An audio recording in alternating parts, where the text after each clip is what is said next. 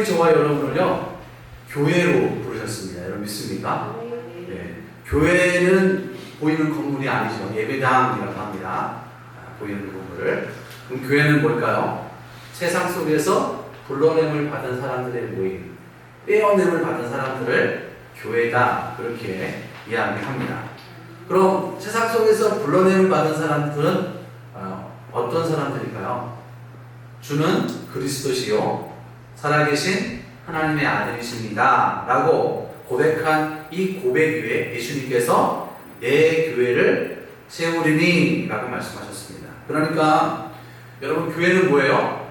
예수 믿는 저와 여러분이 교회다 라는 사실 여러분 기억할 수 있기를 바랍니다. 그리고 그 교회를 주님이 뭐라고 하셨어요? 내 교회다 라고 말씀하셨습니다. 그러니까 교회의 주인은 누구인 거예요? 예, 하나님이면서 예수님인 거예요. 다시 말씀드리면 여러분의 주인은 누구예요? 예수님이시는 거예요. 성경은 그걸 분명히 우리에게 이야기하고 있는 겁니다. 자, 예수님이요, 내 교회를 세우시겠다 라고 그렇게 말씀하시면서 오늘 본문에요, 아주 중요한 약속을 교회 가운데 하십니다. 두 가지 약속을 하셔요. 첫 번째는 뭐냐면 음부의 권세가 이기지 못하리라 라고 약속해 주십니다. 두 번째 약속은요, 내가 천국 열쇠를 내게 주리니, 이렇게 이야기하고 있습니다. 와, 대단하죠? 그 약속을 예수님이 우리에게 하신 거예요. 근데 오늘은요, 첫 번째 약속인 음부의 권세를 이기는 교회라는 말씀으로 함께 말씀을 나눌까 합니다. 여러분, 파리에 가보신 적 있습니까? 프랑스에 가보신 분 한번 손 들어보시겠습니까? 예. 우리 한번 프랑스 한번 가십시다, 나중에. 예. 프랑스에 가면 파리가 있죠. 파리의 명물이 뭐죠? 에펠탑입니다. 사진 한번 볼까요? 이 에펠탑은요, 아름답죠? 이 에펠탑은 1889년에 프랑스 혁명 100주년을 기념하기 위해서요, 건축된 철물 구조입니다. 약 1만 5천여 개의 금속을 250만 개의 나사못으로 연결했습니다. 그리고 무게는 약 7,000톤, 어마어마하죠. 높이는 320m, 당시 가장 높은 철제 건축물입니다. 그런데 이 에펠탑을 처음 설계할 때에 굉장히 많은 논란이 있었다는 사실 아십니까? 저런 고철덩어리를 저기에 왜 세우냐 라고 그렇게 사람들이 반대를 많이 했다고 합니다. 그래서요, 이 에펠탑을 세우기 전에 조건을 걸었습니다. 뭐냐면 20년 뒤에 철거한다 라는 약속을 하고 나서 공사를 시작한다는 겁니다. 그런데 에펠탑이 세워지고 난 후에도요, 많은 사람들이 그 에펠탑에 대해서 반대 운동이 여전히 심했다고 합니다. 당시 유명했던 수설가 모파상 아십니까? 이 모파상은요, 이 에펠탑을 쳐다보기 싫어서 에펠탑 1층에 있는 식당에서 식사를 하면서 에펠탑을 그렇게 욕을 했대요. 그 정도로 파리의 시민, 프랑스에 사는 사람들은 에펠탑이 세워지고 난 후에도 에펠탑을 싫어했다는 것이죠. 그런데 여러분, 오늘 한번 생각해 보십시오. 지금 이 에펠탑을 헐자라고 그렇게 이야기하는 사람이 있을까요? 없습니다. 아무도 없어요. 오히려 에펠탑은 프랑스의 자랑거리가 됐습니다. 실제로 이 에펠탑을 보러 온 사람이요, 지금까지 3억 명이 넘는다고 합니다. 어마어마하죠? 또 에펠탑으로 인하여 벌어들인 수익만 해도 어마어마합니다. 그리고 파리의 명물로 오늘날 자리 잡게 되었던 겁니다. 저는 이 에펠탑을 보면서 그런 생각을 했습니다. 교회가 이 땅에 처음 들어왔을 때에 얼마나 많은 핍박과 박해를 받았을까. 한 영혼이요, 교회로서 아름답고 건강하게 세워지기 위해서는요, 수많은 고난과 연단을 겪어야 합니다. 여러분 보십시오. 신앙생활 하잖아요. 근데 얼마나 우리가 신앙생활 하면서 여러 가지 어려움이 많이 생깁니까? 그렇잖아요. 마음에 여러 가지 갈등도 생기고, 또 교회 안에 또 사람과 사람 때문에, 또 여러 가지 일 때문에, 또 TV 나오는 언론 때문에, 그렇죠. 그런 마음속에서 많은 그 고민도 생기고, 그러니까 하나의 교회가 탄생하기 위해서는 그냥 하루 순간이 되는 것이 아니라 자꾸 시간이 거치면서 핍박과 연단의 과정을 거쳐 세워지게 되는 거예요. 예수님을 따랐던 12제자 여러분 생각해 보셨습니까? 12제자는 몇 년이 걸쳤어요? 3년을 걸치면서 그들이 정말 예수님의 제자로 변해갔죠. 그러나 결국은 그들 스스로의 노력으로서 제자가 된 것이 아니라 오순절날 성령이 임하고 난 후에 성령의 은혜를 받고 나서 그들의 삶이 변하게 되는 것을 우리가 볼 수가 있습니다. 여러분, 이와 같이 더 행복한 교회예요. 시작은 미약합니다. 그렇죠? 시작은요, 저희 4명으로 시작됐어요. 아내와 아이들. 그러면서 우리 유라 선생님이 오시고, 도원이가 오고, 또 우리 손정은 형님이 오시고, 또 이한이가 오고, 황영봉님가 오시고, 그랬거든요. 그럼 제가 오늘 아침에 전부터 전도 대상을 놓고 기도하시는 한 분이 계셨는데 한번 만났거든요. 그래서 주일날 오신다고 약속을 하셨어요. 근데 갔는데 안 나와 계시더라고요. 그래서 안 되겠다 싶어서 조금 그렇지만 노크를 해갖고 얼굴을 뵀거든요. 근데 결국은 못 나오셨어요. 여러분, 한 사람이 교회에 아름답게 성장한다는 것이 결코 쉬운 일이 아닙니다. 더 행복한 교회도 마찬가지입니다. 여러분들이 시작은 미약하였으나 심히 창대하리라는 그 하나님의 확실의 말씀을 듣고 우리가 함께 협력해서 아름다운 교회, 주님이 함께하는, 주님이 주인 되는 교회를 세워나갈 수 있기를 주의 이름으로 축복합니다. 네, 오늘 본문 말씀 다시 한번 읽어보겠습니다. 마태복음 16장 18절입니다. 시작! 또 내가 내게 이르노니 너는 베드로라. 내가 이 반석 위에 내 교회를 세우니 음부의 권세가 이기지 못하리라. 아멘. 예수님은요, 교회된 저와 여러분들에게 뭐라고 이야기하세요? 음부의 권세가 이기지 못할 것이다. 이렇게 이야기하고 있는 겁니다.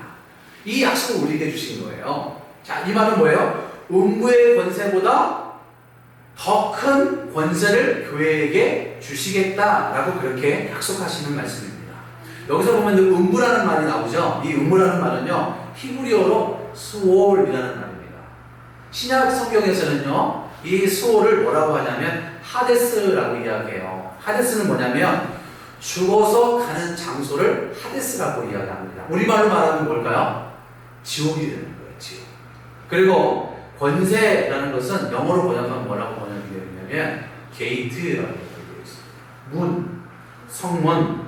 그러니까 음부의 권세는 뭐냐면 지옥의 문을 이야기하는 거예요. 지옥의 문 하면 뭐가 생각이 납니까? 사탄의 권세, 사탄의 힘, 사탄의 능력을 이야기하고 있는 것이죠. 그러니까 음부의 권세가 이기지 못한다는 것은 사탄의 권세는 예수님이 세우신 교회를 절대 이기지 못할 것이다, 못한다라는 그런 말씀이 되는 겁니다. 다시 말하면요, 하나님과 우리의 관계를 그 누구도 끊을 수 없다는 거예요. 로마서 8장 35절 말씀을 읽어볼게요. 누가 우리를 그리스도의 사랑에서 끊으리요?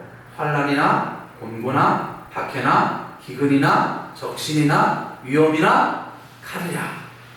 그 누구도 우리와 하나님의 관계를 끊을 수 없다. 여러분 믿을 수 있기를 바랍니다. 네, 아까 제가 말씀드렸잖아요.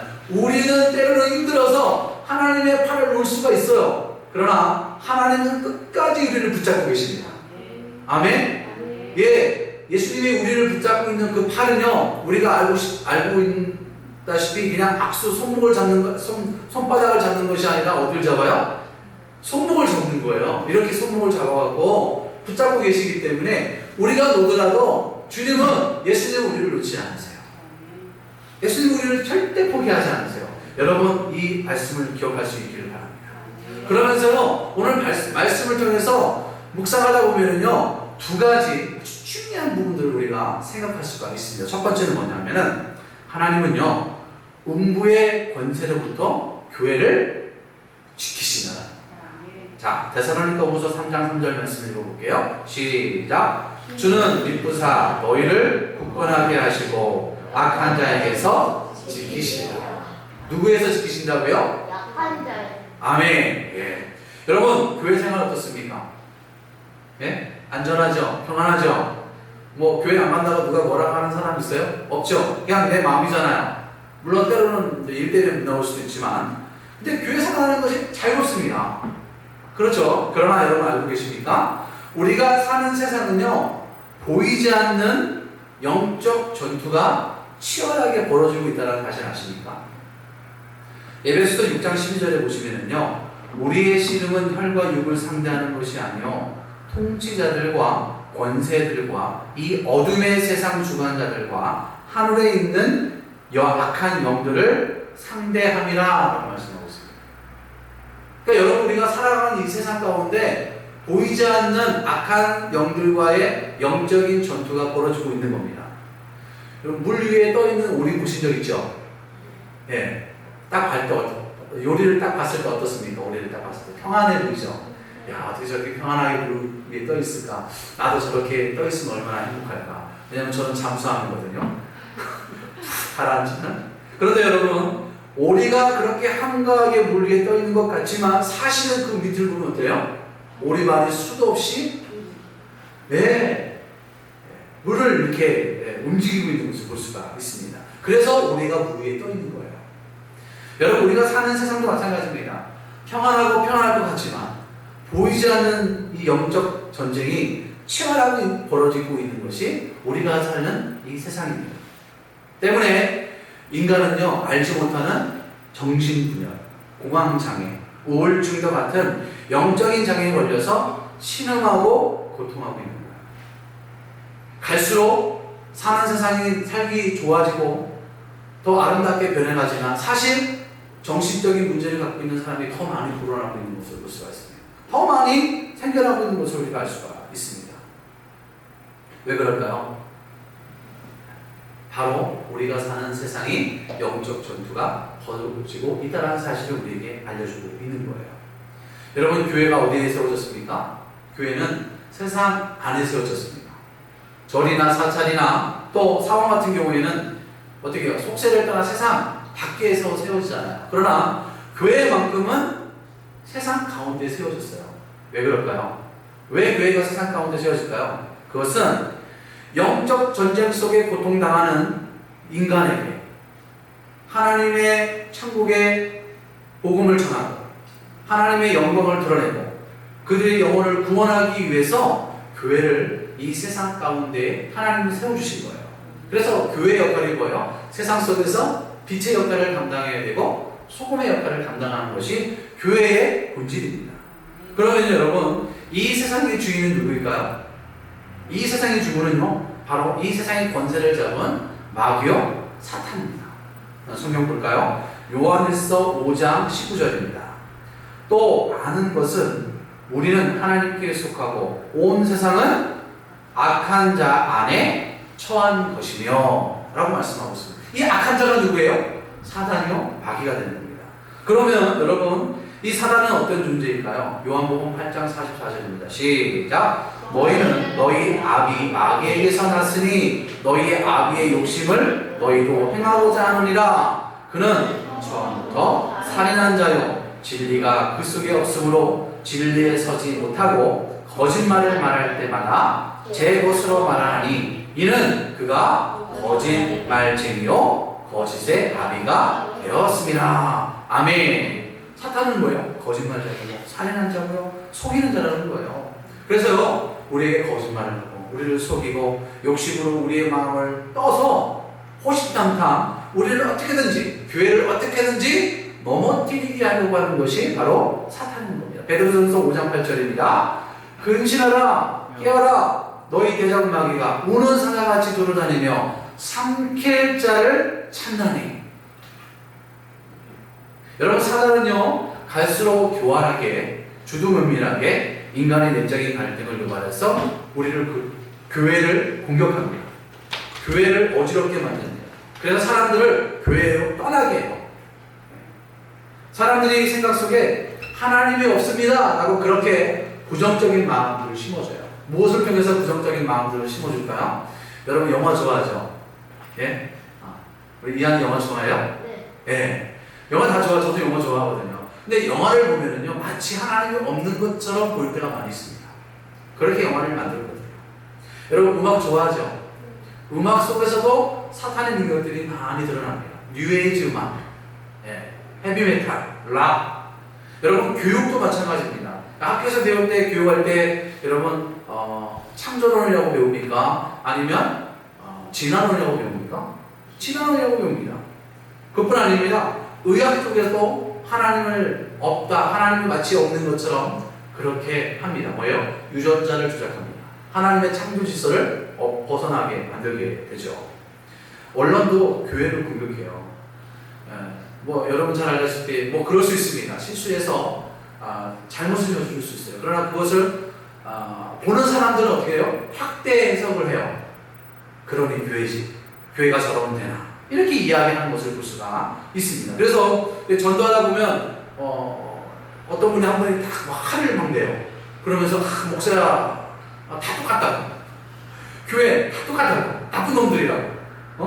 그래서 왜 그러시냐고 그러니까 아니 TV에 보니까 막 목사가 나와갖고 막 교회가 다 그렇게 얘기한다고 막 저런다고 막 그렇게 생각하게 돼요. 왜 그래요? 언론을 통해서 교회는 이런 곳이다, 목사는 이런 곳이다라고 확대 해석을 하기 때문에 그런 겁니다. 며칠 전에요 뉴스에 보는데요, 동성애 차별법이 발의가 안 되는 이유를 뉴스에서 보도를 하더라고요. 뉴스를 해서 보도를 하는데 어떻게 보도하냐면 동성애자 3명을 인터뷰를 하는 거예요. 그래서 그들의 이야기를 듣습니다. 그들의 호소를 들어요. 그러면 그 호소를 듣는 사람들 입장에서 어때요? 그렇구나. 사람은 참 딱하다. 그런 국민의 마음을 불러일으키게 만드는 거예요. 그래서 그걸 어떻게 해요? 동성애 차별법을 합법화하려는 그런 언론 매체가 그렇게 보도를 하고 있는 거예요. 그런데 여러분 아십니까? 2000년 전에요, 예루살렘의 교회가 세워지면서요, 지금까지 교회는 수많은 핍박과 박해를 받아왔다는 사실을 아십니까? 로마는요, 기독교를 말살시키기 위해서 기독교인들을 잡아 죽였습니다. 그들을요, 굶주린 사자굴 속에 집어넣어서 사자밥이 되게 만들었습니다. 굶겨 죽이고요, 또 고문으로 그들을 죽였습니다. 그러나 교회는 어떻게 했을까요? 지금까지 그 은혜를 누리고 있는 거예요. AD 313년 콘스탄틴 대제가요, 그렇게 기독교를 박해했던 로마가 기독교를 국교화시킵니다. 누가 하신 거예요? 하나님이 하신 거예요. 하나님의 교회를 어둠의 권세로부터 지켜주시는 겁니다. 중국도 마찬가지입니다. 이 사회주의를 흔들 수 있다는 이유로 교회를 지금도 핍박하고 있습니다. 국가 권력 전복 선동죄라고 누명을 씌웠어요. 목사와 성도들을 잡아서 감옥에 가둡니다. 그리고 그들을 학대합니다. 그리고 교회를 불태우고요, 무력으로 교회를 폭파시킵니다. 교회의 십자가를 철거합니다. 성경책을 태웁니다. 다른 종교를 믿으라고 말합니다. 갈수록 탄압이 거세지고 있다는 것을 볼 수가 있습니다. 그러나 그럼에도 불구하고요, 중국의 기독교 인구가요 300만 명이 안 되었던 그 중국이 지금 기독교인들이 약 9,729만 명으로 늘어났다는 사실입니다. 여러분, 탄압하면은 더 없어져야 되고 더 사라져야 되는 게 아니에요. 그게 맞는 정답 아닙니까? 그럼에도 불구하고 어떻게 해요? 하나님이 세운 교회가 악한 권세로부터 승리함으로 말미암아 더 부흥하게 되는 거예요. 여러분이 조선시대 때요, 흥성대원군 알죠? 흥성대원군이 세국 정책을 해갖고 외국의 문물을 다 막아버렸잖아요. 그러면서 선교사들을 다 핍박하고 다시 본국으로 내몰고 순교하게 만들었습니다. 마치 이 땅에 복음이 전혀 들어올 것 같은 그러한 생각을 할 수 없는 그러한 현상들이 많이 벌어졌어요. 일제강점기 때요, 교회가 신사참배를 거부한다고요, 교회를 얼마 많이 탄압한지 모릅니다. 그럼에도 불구하고요, 하나님이 교회를 지키십니다. 그래서 오늘날 우리가 이 대한민국에 정말 전 세계에서 가장 하나님을 섬기는 민족이 된 겁니다. 왜 그래요? 악한 권세로부터 하나님이 지켜주시고 보호해 주셨기 때문에. 그렇다면요, 여러분 이렇게 생각해 봤으면 좋겠습니다. 교회를 지키시는 그 하나님이 교회된 우리 또한 지키시고 보호해 주신다는 사실을 우리는 알아야 합니다. 지금도, 아니 과거에도 앞으로도 교회된 저와 여러분들을 하나님이 지켜주시고 보호해 주세요. 왜 그래요? 내 교회라고 하셨기 때문에 그래요. 여러분은 하나님의 교회이기 때문에, 교회의 주인은 하나님이기 때문에 하나님이 지키시고 보호해 주신다라는 사실입니다. 그리고 거기서 끝나는 것이 아니라 믿음의 반석 위에 세운 교회가 날마다 저 어렸을 때 싸움 많이 했거든요. 어렸을 때 싸움 많이 했는데 어렸을 때는요 누가 이기는 거예요? 먼저 우는 사람이 지는 거예요. 처음에 한번 확 때리잖아요. 싸우기 전에 어렸을 때는 멱살을 잡잖아요. 멱살을 잡으면서 말하는 너 우리 아빠가 누군지 알아? 뭐 이렇게 얘기하잖아요. 우리 아빠가 누구야? 우리 아빠 경찰이야! 그러면 어떻게 해요? 그 아이가 무서워서 멱살을 놓습니까? 아니에요. 그 아버지가 경찰이기 때문에 경찰이 무서워서 손을 놓고 도망가는 겁니다. 여러분 마찬가지입니다. 우리가 믿는 하나님이 누구세요? 우리 하나님, 우리 아버지 되세요. 우리는 하나님의 거룩한 자녀입니다. 그러면 자녀로서의 권세를 우리에게 주시는데 뭐냐면 예수 그리스도의 이름이라는 놀라운 능력을 우리에게 주셨어요. 그래서요 음부의 권세를 어떻게 대적하여 이길 수 있느냐? 바로 예수 그리스도의 이름으로 대적하여 이길 수 있는 겁니다.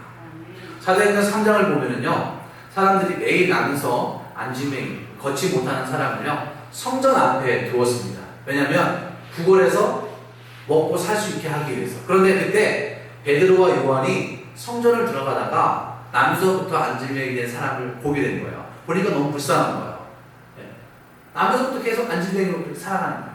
그래서 이 베드로가 이 안질병이를 위해서 기도해 줍니다. 그런데 이 기도가 끝나자마자 이 남서부터 안질병이 된 사람이 다리와 팔에 힘을 얻고 그 자리에서 일어나는 거예요.